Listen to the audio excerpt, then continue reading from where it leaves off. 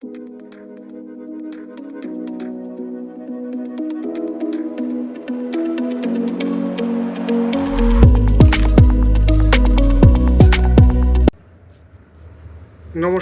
বন্ধুরা, মাই daily reading YouTube চ্যানেলে আপনাদের স্বাগত জানাই। আজ তারিখ হচ্ছে 12/5/2025। রাত্রিবেলা একটা ভিডিও দিতে এসেছি, কারণ আপনাদেরকে বলেছি প্রতিদিন কি ট্রেড করব না করব আপনাদের জানাবো, কি লাভ করি না লস করি সেটা আপনাদের শেয়ার করবার জন্য আমি চ্যানেলটা খুলেছি। কী পজিশনে কাজ করি না করি সেটা একটা ছোট্ট করে ব্রিফিং দেবো আপনাদের সামনে। আজকে মার্কেট যেটা হওয়ার কথা ছিল সেটা হচ্ছে গিয়ে 24,000 একটা সাপোর্ট ছিল, সাপোর্টটাকে মার্কেট নিয়েছে এই কারণের জন্য, যেহেতু আমাদের ভারত পাকিস্তানের মধ্যে যুদ্ধটা বাড়েনি, যুদ্ধটা বন্ধ হয়েছে, টেম্পোরারি বন্ধ হয়েছে। তার জন্য মার্কেট একটা হোপের জন্য একটা বিশাল র্যালি করেছে। প্রায় 900-950 পয়েন্টের একটা র্যালি হয়েছে নিচ থেকে। ব্যাঙ্ক নিফটি প্রায় 1900-1950 পয়েন্টের মতন র্যালি করেছে। নিফটি দেখা যাচ্ছে 916 পয়েন্ট উপরে ক্লোজ করেছে আজকে লাভ করে। আর সেন্সেক্স 2975 পয়েন্ট উপরে ক্লোজ করেছে। ব্যাঙ্ক নিফটি আজকে ক্লোজ করেছে 1939 পয়েন্ট উপরে ক্লোজ করেছে। খুব সুন্দর জায়গায় তিনটে দাঁড়িয়ে আছে। তবে আমার মতে যে আজকে যেহেতু মার্কেট আগের যে হাইটা ছিল 24,579, ওইটা ক্রস করার পর মার্কেট রকেট গতিতে উপরের দিকে চলে গেছে।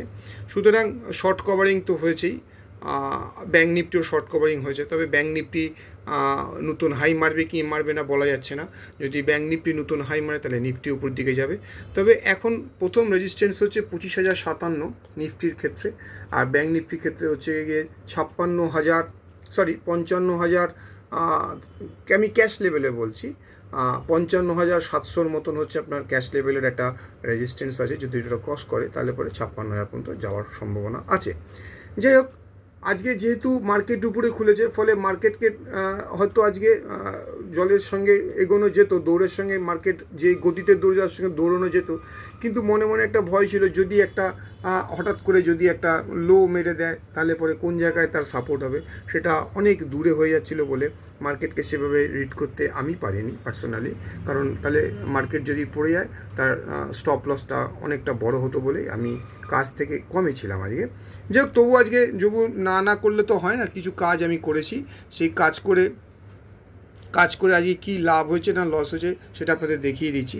আজকে আমি একটু ক্যান ব্যাঙ্কের জাস্ট আমার একটা প্রবলেম হয়েছিল আজকে।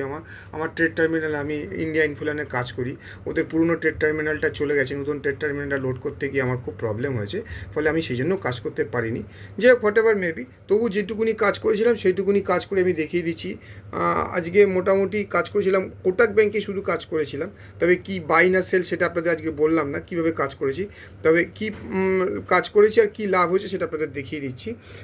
কোটাক ব্যাঙ্ক আজকে 200-800 মানে 800 পিস কেনাবেচা করেছি, করে যা লাভ করেছি সেটা হচ্ছে 948 টাকা। টু ডেট প্রফিট দেখাচ্ছে 948 টাকা। ব্যাস, আজকে এই পর্যন্তই কাজ করেছি, এর চেয়ে বেশি কিছু বললাম না। তবে মার্কেট আগামী দিন মানে মঙ্গলবার, যেহেতু শুনলাম ফরেন মার্কেট উপরে আছে, তাহলে আমাদের মার্কেটও উপরে খুলবে। 25,057 উপর যদি মার্কেট চলতে থাকে তাহলে পরে কিন্তু 25,700 পর্যন্ত মার্কেট যেতে পারে। 25,500, 25,700। ব্যাঙ্ক নিফটি যদি 56,000 ক্রস করে তাহলে মার্কেট কিন্তু উপরের দিকে ওপেন স্কাই চলে যাবে। ব্যাঙ্ক নিফটি সব কিছু উপরের দিকেই যাবে। যাই হোক, মার্কেটে শর্ট পজিশন যত কম থাকে ততই ভালো। কারণ যেহেতু বলেছি, একটা কথাই বলেছিলাম আমি আমার ভিডিওগুলোতে বলি, যতক্ষণ পর্যন্ত ফরেনাররা বাই করবে ততক্ষণ পর্যন্ত আমাদের ততক্ষণ পর্যন্ত যেন আমাদের সেলে মুডে না যাওয়াটাই ভালো। আমি আগের দিনে বলছি 24,008 একটা সাপোর্ট আছে, আর 23,940 সাপোর্ট। যতক্ষণ পর্যন্ত না ভাঙছে ততক্ষণ পর্যন্ত নিফটি কিন্তু শর্ট হবে না। যদি ভাঙতো তাহলে নিফটি কিন্তু অনেক ভাঙার সম্ভাবনা ছিল, কিন্তু অবস্থার পরিপ্রেক্ষিতে নিফটি সে ভাঙেনি, আমাদেরও লো ভাঙেনি। সুতরাং আমরা এখন নিচে আসলে পরেই কিনবো আবার। স্টপ লস হবে এখন আপাতত যেটা দেখা যাচ্ছে সেটা হলো গিয়ে 24,600 লেখে বাই করতে হবে, আর 55,000কে স্টপ লস থেকে বাই করতে হবে bank Nifty. Tata, bye bye. আজকের মতন এই পর্যন্ত দিলাম। আমার চ্যানেলটাকে সাবস্ক্রাইব করবেন, লাইক করবেন, এটা আপনাদের কাছে আশা রাখি। রোজ ছোটো ছোটো করে ভিডিও আপনাদের দেবো, আর মার্কেট সম্পর্কে যা আইডিয়া পাবো দেবো। Tata, bye bye.